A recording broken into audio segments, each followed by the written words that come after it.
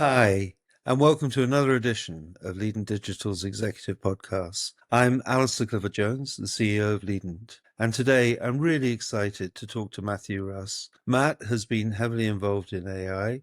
He sees the potential, but he also understands that implementation is going to be hard. It's always hard to teach an old dog new tricks, and there's nothing more like it than trying to uh, implement AI in what is potentially an aging workforce. He has a fascinating approach to making sure that his team are engaged and customer focused. Matthew started his career in finance and went through analytics and is now running a field service operation. It's fascinating to see how he's dealt with some of the challenges and the opportunities that field service has thrown at him. Hi, Matt.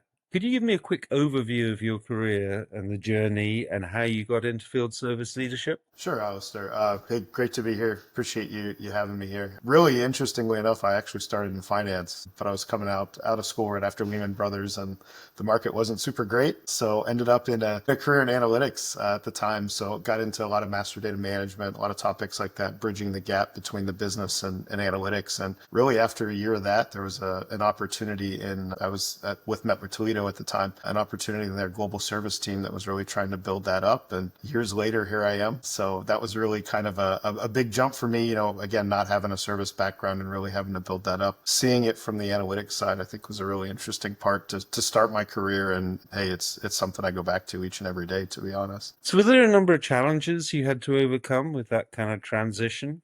Big time challenges. I think going into, a different kind of market sector, a different part of the business that wasn't really at least part of my classical education, as well as really just not having the network or the people around me at first to really get started. So it was kind of starting from scratch. I look back on that though, and it's kind of funny because at the time it was like, oh, I don't know anyone. I don't know what I'm doing necessarily. I'm, kind of going on a lot of touch points that I got to build on myself. And, now I think my network is one of my biggest strengths, just because of that's service, right? It's who you meet, who you know, getting to know the people in the field all the way down from the FSC level all the way up to the C-suite, and the Rolodex that you build as far as people you can call for questions and help and stuff. And yeah, I think that's probably one of my biggest challenges that I had in the beginning of my career. But having that network that I built more or less from scratch, but then being able to connect with them and lean on them over time, over years, and over different topics. Really, it's become a strength, honestly, which I'm thankful for. So you don't miss the finance? No, not at all. Not at all. I say that, running a business, it's always there. So, I think it was a good cornerstone for sure. A really good jumping off point for me. And again, it helps me see the business, in a different way strategically. And especially when you look at the difference between service as a cost center to service as a profit center. We run service as a profit center. You have to understand finance. You have to understand the markets. You understand, especially in this day and age, where the funding's coming from. Now I'm in life sciences, where every day it's something new, where, a lot of our customers are really worried about where that funding comes, helping them understand what the financial impact of their decisions are. Hey, there's the cost today, but here's what the cost looks like, if you have unspeakable things happen in your lab, and, all of a sudden you're faced with downtime that you didn't necessarily plan, or things like that. So I say I'm out of finance, but there's really no hiding, unfortunately, or fortunately, depending on how you look at it. Yes, well, most successful CEOs came from finance, I think, so I it's keep always telling either myself that. finance or real innovation, one or the other. There you go. There you go. Hopefully we can add some more service people to that too. Absolutely. So in terms of sort of innovation, I guess, there's a whole lot of things changing in the marketplace. Is there any technology that you're particularly excited about? I feel silly saying it because everyone's saying it, but I honestly, I think AI. I think we saw, over the last 10 to 15 years, everyone was always talking about IoT, connected devices, and that sort of thing, and really revolutionizing service. And while it definitely did in a lot of areas, I think, slow to adopt, a lot of cost, a lot of limitations. I think where we look at with AI now, even though everyone's talking about it, and, we get to that point where, it's really one of the main buzzwords. I do think it truly is one of the biggest innovations right now that could impact us on the service side. I look at the challenges that we face, such as, big waves of retirement, a lot of our workforce in field services is approaching or at or even past retirement age. And that's a lot of institutional knowledge that goes out the door. Couple that with, it's hard to get, young people excited about field service jobs. When you do, it's great. They exist, but not nearly to the point where they did 20, 30, 40 years ago. So bridging that knowledge gap, AI is a good solution for that. Troubles finding internal support, not having it available 24/7, 365, AI bridges that gap. Taking all of this data that we have for work order history and all of the different inputs that we have and really that we sit on as an organization, and having that. Again, AI is a really good solution for that, and at a price point that's not like a major capital investment or a major infrastructure project or something like that. So that is what I'm most excited for. Certainly some challenges and some hurdles around that, but I think it's really an exciting time for us in service. We don't get to say that very often, so It's like, I like to say it when we can. so, I mean, what are the challenge? I mean, AI is great, but actually really introducing it to the field and maybe making a difference. How have you found that? It's definitely been a challenge. It's a challenge for a lot of ways where I would say a lot of very viable concerns and a lot of concerns where it's more, hey, you understand it more from the human side. I think it's still a very new kind of nascent technology. So, there's always, some hesitation to adopt that, right? Unless you have a team of rock solid early adopters, which is great. And again, those do exist. There's some hurdles for that. I think when we specifically talk about field service teams, you're looking at a lot of, hey, show me that it works, prove to me as it works, kind of folks. Again, they're very methodical, they're engineers, they want to see that. I think that in and of itself is a challenge, because you basically have to show up with an ironclad bulletproof solution, or you potentially lose some of them and it becomes that much harder to roll out. I think the other thing too, the other challenge, which kind of feeds into that, is it's only as good as the data that's behind it. Right. We talk about, phantom responses or ghost responses or things like that. When you have information that's going into these language models and these AI assistants, right? If the data is incorrect, so say you have a service manual with incorrect parts or with incorrect guidance, well, guess what? If that AI assistant is what's helping you with that, that's the information they're going to give. You put that in front of an FSC who's been out there for 20 or 30 years, who knows that's not the answer, and they see that the AI is telling them that. Hopefully they're good and they can give you that feedback and say, hey, I found this, what can we do to fix it? The other side of that is they might look at this and say, well, here's another tool that corporate's giving us that doesn't work. I'm not going to use it. I'm going to put it back here. I'm going to keep using the tattered paper manual that I've been using for years. And when I leave, tough, so be it. So, I think the adoption changes are definitely with managing, hey, this is a new technology. It's only as good as the inputs that we get, as well as the continued use of it, and getting the buy-in for there, and also showing wins that go along with that too. Instead of focusing on, hey, here's the time when it was wrong, it's looking and saying, hey, here's the time where you were out in the field and the office was closed, but you were still working and you were still able to get the support you needed as far as troubleshooting or which parts you needed or things like that. I think there's definitely ways like that to kind of mitigate those, but definitely still some adoption challenges that we're currently facing those at the moment here, which is fun. Well, particularly I think with a sort of aging workforce, because they're always more cynical in a way. Yes. Yes. Yes, and at service we tend to be more cynical anyways too. So I'll give them that pass, but yes, that is the case as well.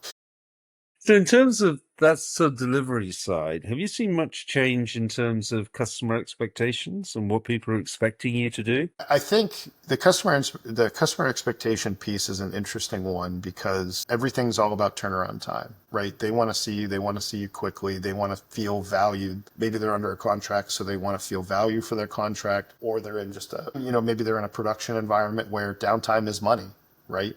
Their lines are down, they're not producing anything, right? Their lab's down, they're paying scientists to stand around and look at their expensive equipment that's not working. There's a lot of different scenarios with that. And, it's all about that response time. But, the other side of that too is it's not just about showing up. It's making sure that when you leave, the problem's done and dusted, everything's sorted out, and they're up and running. Again, it's not, hey, you got here really quickly, great, but you got here just to do an evaluation, just to tell me that now you got to come back in 2 weeks with parts, right? So it's juggling that. And the expectations, I think, in that side have always been high, but in a way, the other industries around us have further driven that home. I mean, a lot of us live in a situation where with Amazon, you can order something and have it in your house in 2 or 3 hours, right? Not everyone, but that's the case in a lot of our consumer world, right? And, for us as consumers and our customers are consumers, even though they know that that's a lot different than having, a large assembly that needs to be delivered on a pallet, they still have this experience in part of their life. And, we're always interacting with service no matter what we do. That starts to creep in to, your expectations with other vendors and other parts of your life. And I think that's a real challenge that we face too, where everything is becoming, you have the Amazon impact, you have the Uberization, right, of things too, where you can order Uber Eats or not a paid advertisement, sorry, but just using it as an example, right?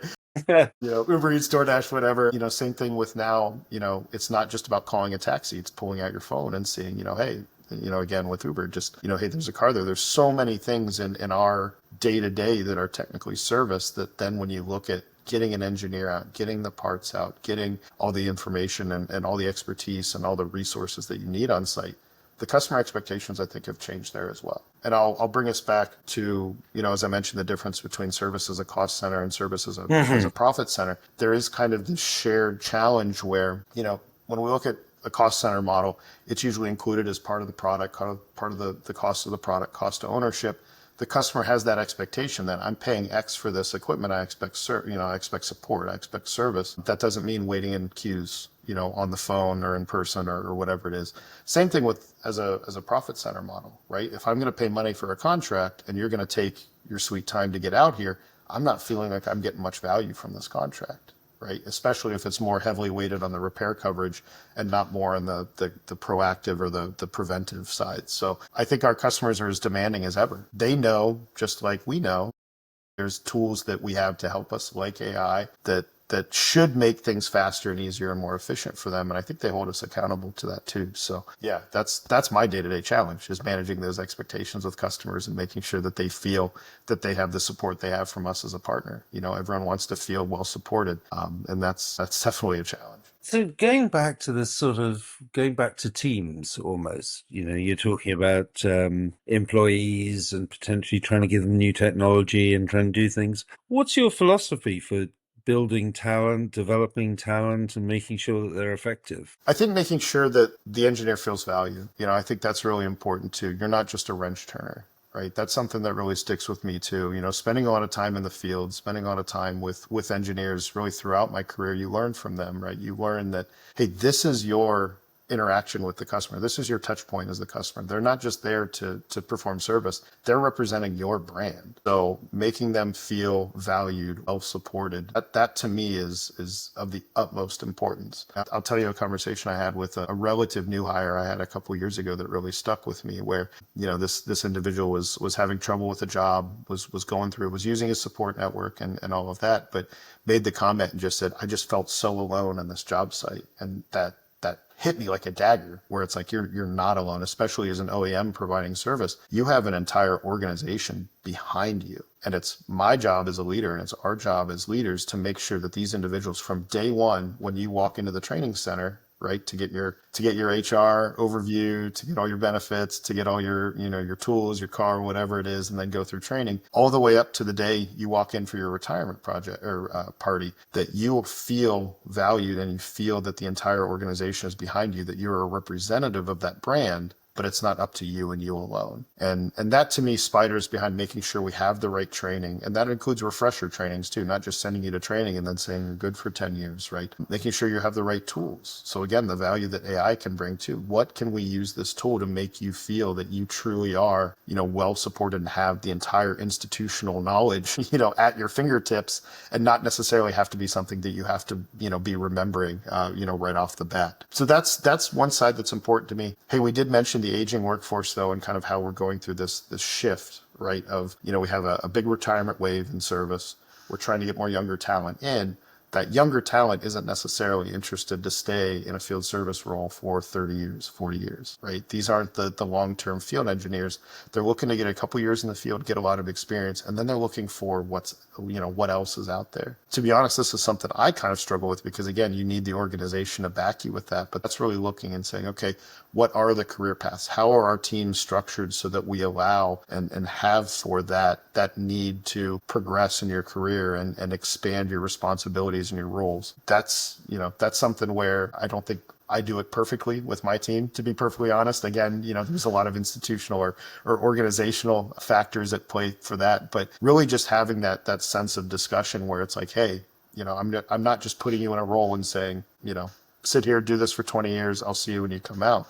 It's really looking and saying, how are you as an individual looking to progress in this? Again, I look at myself. I was given that opportunity too. I was not just told, do this job for the rest of your career. To be honest, if I would have done, that would have been my last day in that job, to be honest. I think that's important too, to give that sense of purpose. And again, I think that crosses back over to that first part of feeling valued, feeling you have the support of the organization. That in turn is going to lead to your satisfaction on the job site. And the customers are going to feed off on that as well. I talk to a lot of customers that say, your engineers are a joy to be around. They're happy to be here. They're happy to be supporting. They're always asking me what else they can do. If they're not happy and engaged and supported and getting what they need, they're not going to be doing those things. And the customers aren't going to be telling me those things either. So it's an important balancing act for me to kind of juggle that. How do we get them what they need? How do we make them feel that they have what they need?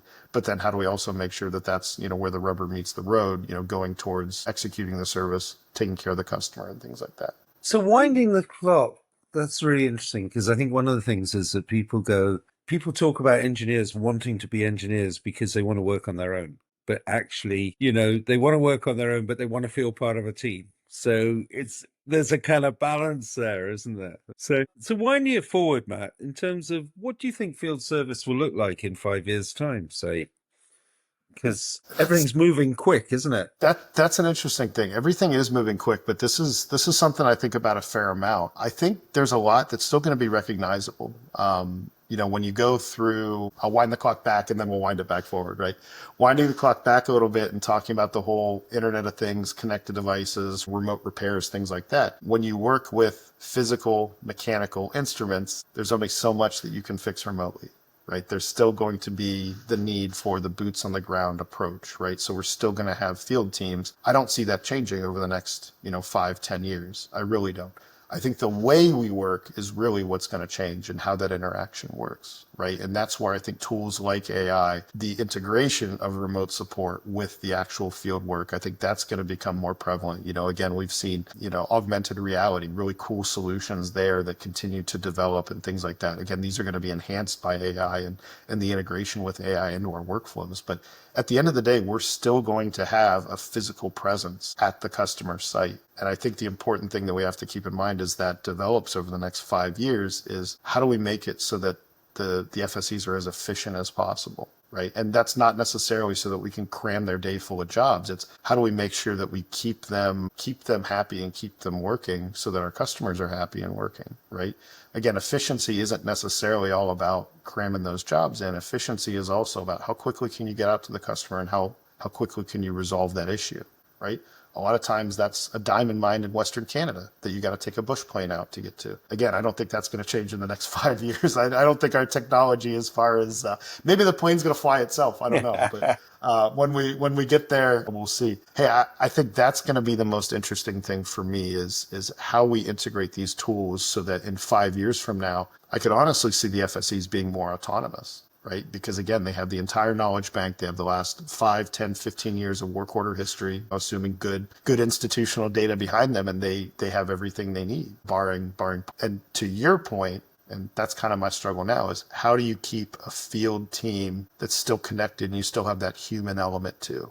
Right? AI is not human beings, right? It doesn't replace having the discussions with other human beings. So how do you make sure with remote teams, with teams in the field that might not necessarily have overlap, still feel connected and part of a team, still have that human interaction, that human touch? And I think that's going to be an even bigger topic in 5 years where we give them all these tools that are self-sufficient. We don't want to sever their connection with their peers, their colleagues, with their management and things like that. Interesting. Different, but the same, I guess I would say. How does it look in 5 years? Different, but the same. We're still going to be boots on the ground. We're still going to be hands on in front of the instrument, but I think the tools and support and the needs of the FSEs are going to be different as well. So, Yeah. No, I mean, it is a fascinating industry at this point, I think. I mean, I don't know. Every industry is fascinating with AI. I mean, it's smashing, I'm on the golf course and I'm talking to different people, and we're all talking about how impressed we are by something that AI has done, yeah. whatever it happens to be. Oh, I got this new sales program. It can divide, AI. I mean, I have someone who told me they use it to build their grocery list and meal plan using it. And I'm like, Yeah. oh, I honestly wouldn't have thought to do that, but it works. I've tried it. It works.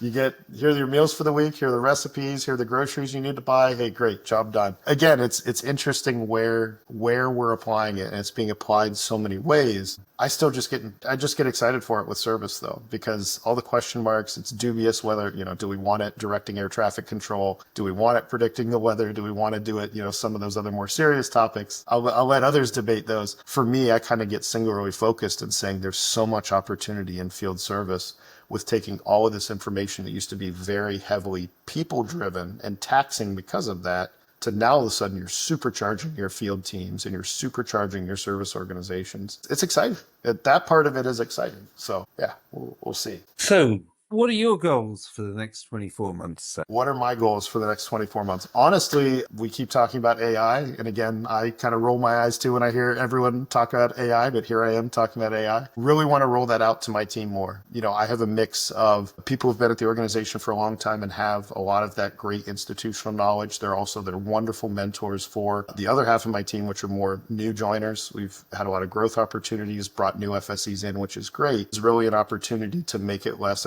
of a human burden, not replace it entirely, but give them the information they need so that they don't feel that they always have to call Sam or Joe or Melissa, or they have to call in the office and, try to walk through someone.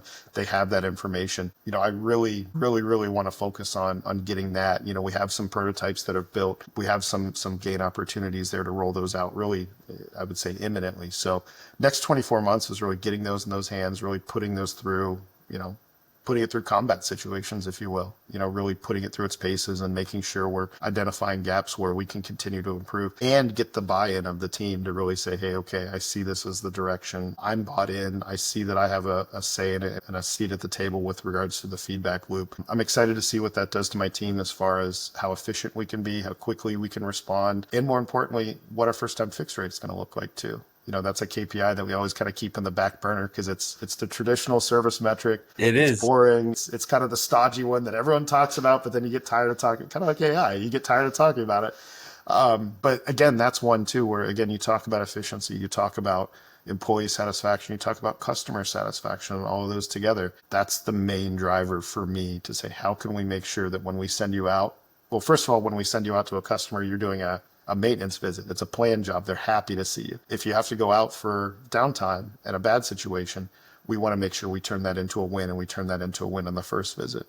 And I think AI is really going to help us with that. So that's my next 24 months. I would say maybe to change a little bit, non AI related. Hey, really excited for some of the opportunities we have. Again, when we talk about data, a little bit AI, but looking at our installed base and really looking at opportunities that we have to look and see, hey, the equipment that we've sold, again, as an OEM, we have these opportunities where, hey, how can we connect with our customers and give them better support? It's not just, hey, we sold you a Mercedes, very good investment, off you go, happy days, we'll never see you again. We don't necessarily want that to be, our situation that we leave the customer with. We want them to, when they make their purchase with us of an instrument, that they have support throughout the entire life cycle, and that we're calling not just when it's time to buy something new, we're calling to check in and make sure it's operating to the way they expect it to, make sure they have what they need, make sure that, everything is in place there. Outside of AI, that's probably my next focus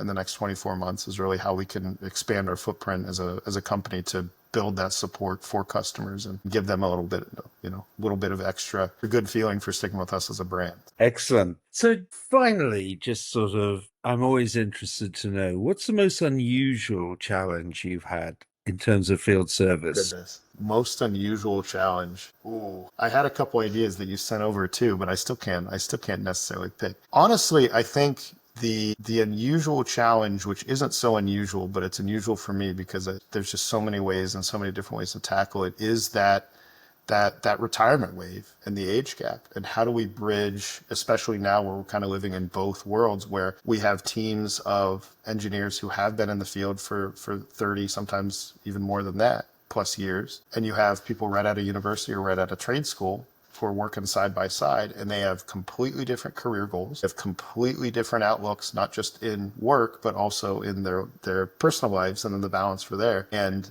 getting those teams, putting them together, a lot of times very, very good, very, very strong matches. But when you're trying to manage that team and look for the long term, how do we really play that out beyond just the today, tomorrow, next week, next month, and things like that? And again, it's not unusual from a unique challenge, right? It's a challenge that we all face. It's unusual for me because it can be so different in each individual case.